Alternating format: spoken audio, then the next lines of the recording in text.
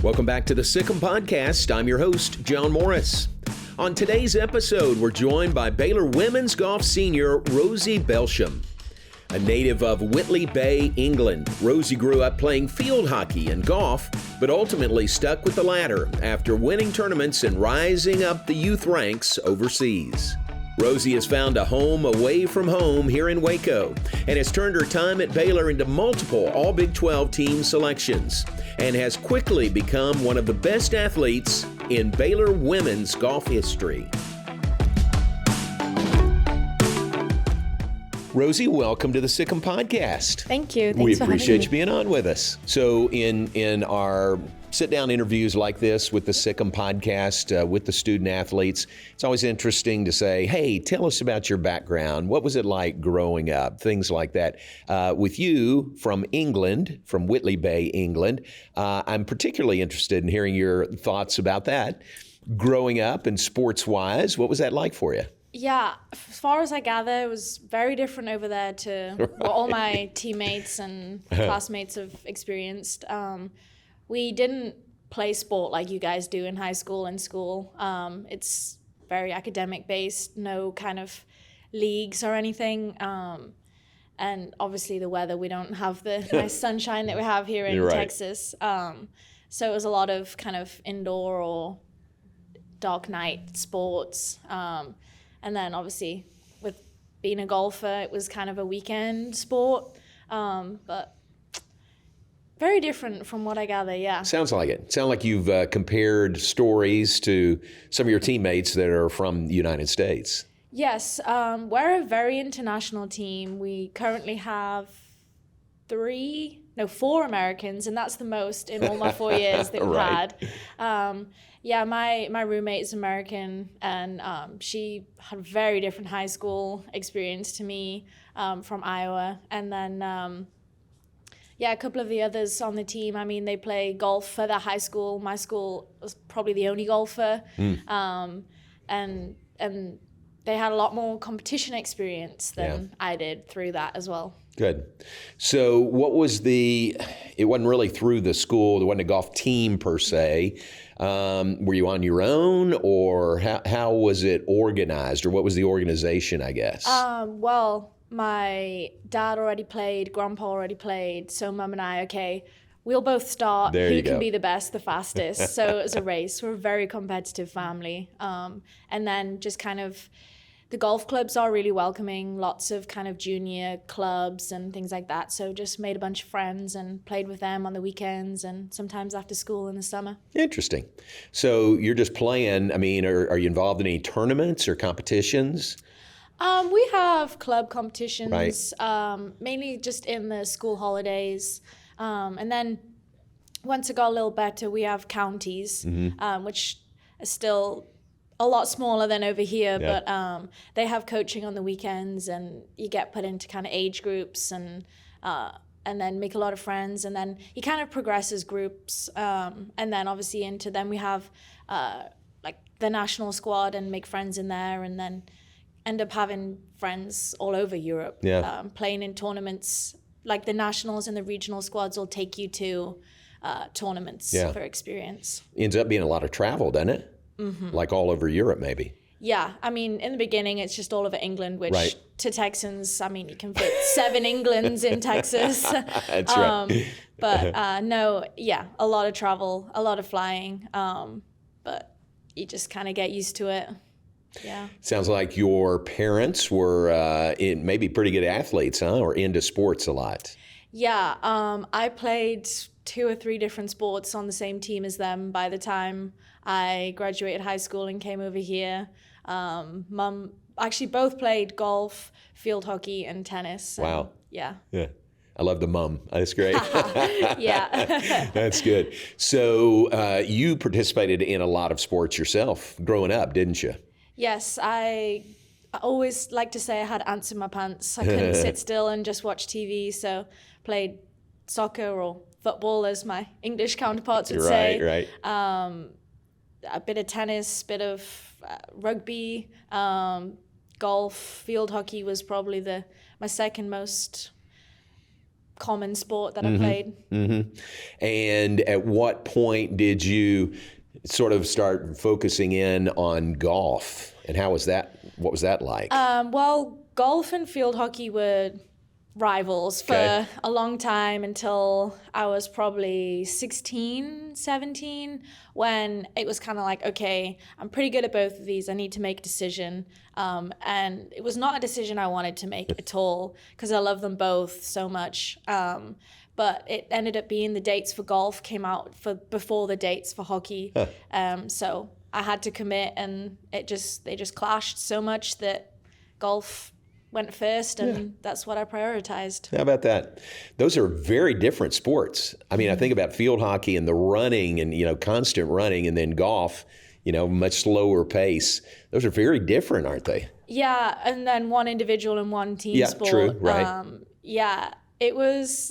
I think it was a healthy balance, honestly. I mean, golf, you got so much time just with your own thoughts and alone. And then hockey, it's like, okay, you make a mistake, quick, get over it, and just kind of run after the ball. I love playing them both. I do miss I think once I graduate, I'll miss the team aspect because, I mean, golf you still have in college, you still have the team, and that is, I do love it. Right.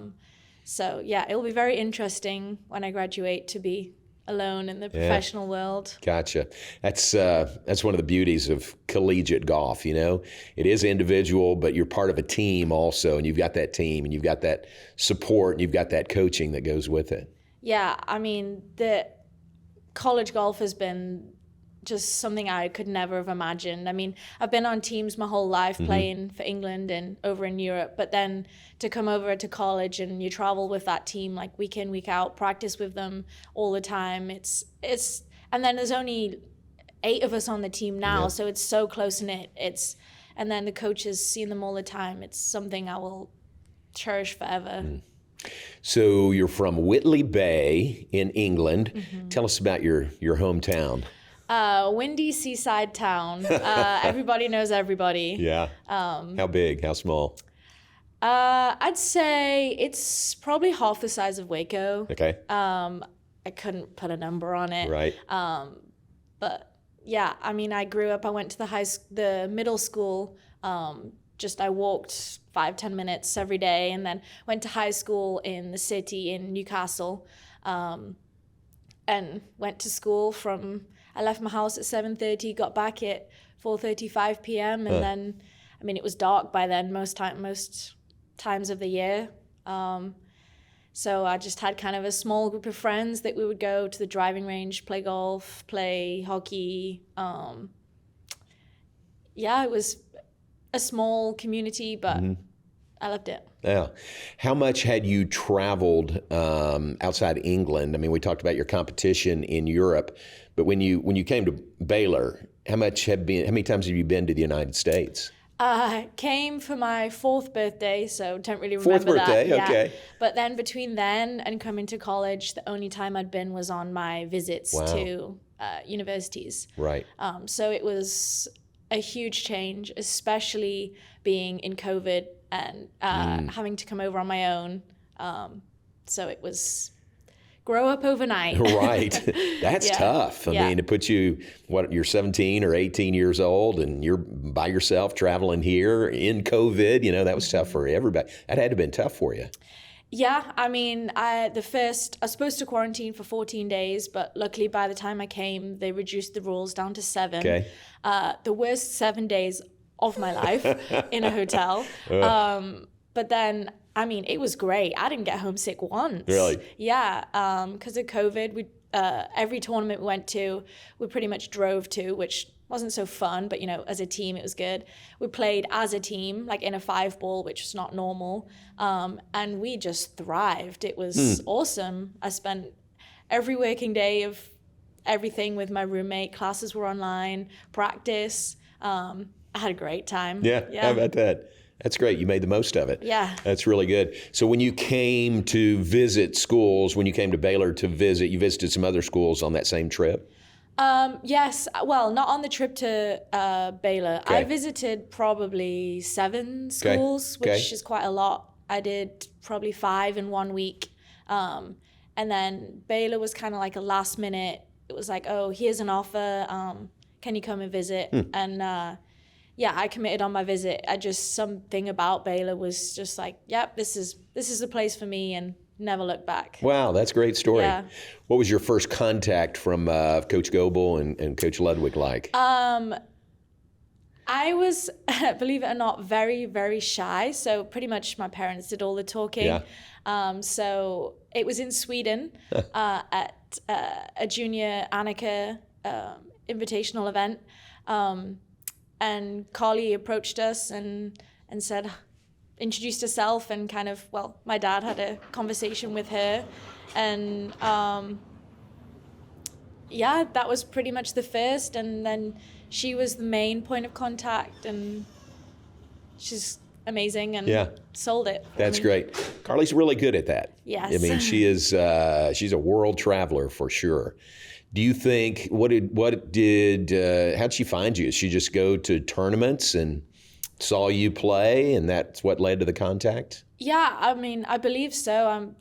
She travels to all sorts of events, and they don't particularly look for scores as far as I'm aware. It's more, can you play golf and how do you deal with the bad days? I signed with an agent to help me, but I don't know if they contacted them. But Baylor were one of the first schools to reach out to me the day that they could. Yeah. Nice. Very good.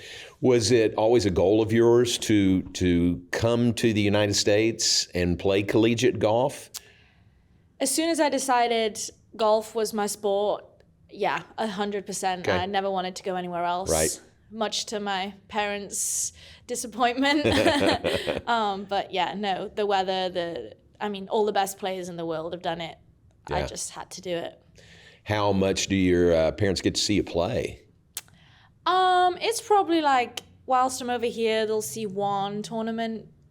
Maybe they'll split it up, come separate, and they'll get 2 tournaments. Gotcha. But then over the summer, they come to most of my events. Nice. Very good. And you said you usually go home in the summer or go to Spain in the summer? Home in the summer because the weather is okay. Oh, that's right. Right. And then we go to a family place in Spain over the winter to practice and play. Oh, that's nice. Yeah. Where in Spain is that? Southeast. Yeah. Yeah. How has your, you're starting to wind down your Baylor career. Overall, how has your career been? I remember you got off to a great start your freshman year. You jumped right in, didn't you? Yeah. It's been so much more than I could ever have anticipated. I've loved every minute of it. I kind of came in as I was a good golfer, but like very green, very fresh. And then spent a lot of time with Carly. She told me the other day it's 102 rounds of golf that she has walked with me. Is that right? Yes, which is a scary amount. Yeah. And just kind of, I learned from the coaches and the players more than I even knew there was to learn about golf. And more than golf, just life in general. I have a lot of friends who have the same year as me who've just had nowhere near the experience that I feel like I've had, and it's just been. I wish everybody could have the same experience. My golf has come on for just so much that I couldn't have even imagined. Yeah, I hear seniors who are have graduation fast approaching say it's just flown by. Do you feel like it has, your time at Baylor? Yeah, it's such a strange feeling. It's like it was yesterday that I started, but also it feels like 10 years ago that it was COVID. I can't quite believe it. Yeah, that's great. And you've had great success and with the team. What about your experience at Baylor outside of golf? How has that been for you? I haven't put myself into many things that are not golf or athletics. But it's been good. The school's hard, but the professors are so nice, and made a few friends in classes that are not athletes, which has been quite refreshing to kind of see different parts of campus and life. It's been great. The campus is just my perfect size. Good, yeah. You freshman year, great year, jumped right in. Sophomore and junior, I mean, you're setting school records along the way. Obviously you benefited by the coaching from the coaching you got here. How did you feel about the arc of your career here at Baylor? Freshman year, I went from what felt like 0 to 100 of a golfer, and then kind of stalled a little bit sophomore year and junior year. Back end of junior year, I won my first event, and then kind of found an inner confidence that I'd always struggled with, and kind of, I feel like, really developed as a golfer. Rather than just kind of my skill improving, I kind of found how to play golf. And then the fall for our whole team was just a strange struggle this past year, but we've really kind of all had to work so hard, and recently have done so well. And then back end of the fall, I won my second event, which again, I think, and we won as a team, and I think that kind of just gave everybody the inner confidence and made me really feel like I'm ready to try professional golf. Yeah, very good. This senior year, I mean, the spring of your senior year, y'all going great. I mean, I would think that's maybe the high point for you, the way the team's playing overall. And yeah, this has definitely been. It was a real struggle. I mean, our ranking after the fall was like, we were like, okay, no postseason, no nothing. This is disaster of a final year. But we all kind of, I feel like you bond more when you go through a struggle, and we've all really come out the other end, and we're all starting to play really well as a team rather than just a couple of individuals playing well. Everybody is playing well, and it's beginning to be super competitive again, and I think it's going to be a really strong finish to the season. Great. Looking forward to that. It's a small squad. I mean, golf it's not a big number. Would you say 8? 8 currently, is that the number? Yeah. And your team is very international. What's that been like to travel with these other girls that Baylor brings you together? You're from all over the world, and now you're, competing together. Yeah, we always say you gotta have forced fun, but forced fun is never fun. It's like that, but no, it's like you become sisters. I mean, there's, I guess the class below me now, it's 3 years we've been together, and you get to know them so well. You know, everyone, what annoys everyone, when to stop talking to someone, when someone's reached their limit. It's great. I have friends on big squads, and you hear about the drama and it's just not really any of that. You can't, because there's so few of you. You just have to move on, or just ignore it. And, sure. No, we have so much fun, such a laugh. It's so great. Yeah. What's the favorite course you've played or favorite place you've been with Baylor Golf? Unfortunately, my favorite golf course is UT Golf Clubs. That's fair. That's all right. But I think the best trip has got to have been the first time we went to Hawaii. Yeah. We did some amazing stuff. We call the credit card Uncle Baylor, so we all have to thank Uncle Baylor that was a memorable trip. Nice. We call it the Bear. The Bear's going to pick up that dinner, so the Bear's going to pay for that snorkeling here in Hawaii. Sounds like a pretty good trip. Yeah. Very good. What is it, can you put into words what it means to you to be a Baylor Bear? A lot of pride. I don't even know if there's just a few words.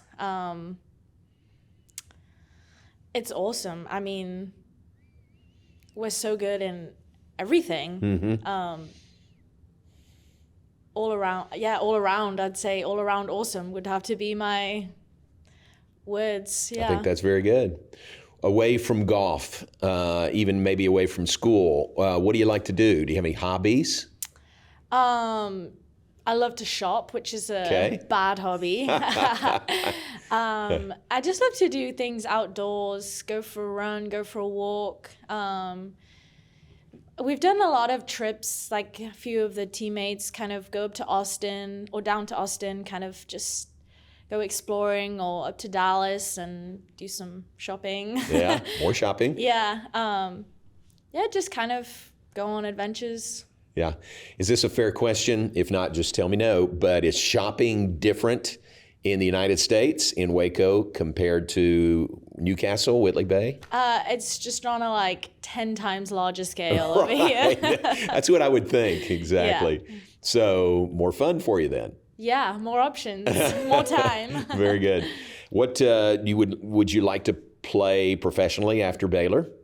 Yes, I plan on staying amateur for this summer. One last run out as an amateur, and then turn pro back end of the summer and see where that takes me. Nice. Very good. Good luck with that. Thank you. What's your major at Baylor? Kinesiology, health and leisure. Oh, interesting. Very good. That'd be good fallback for you.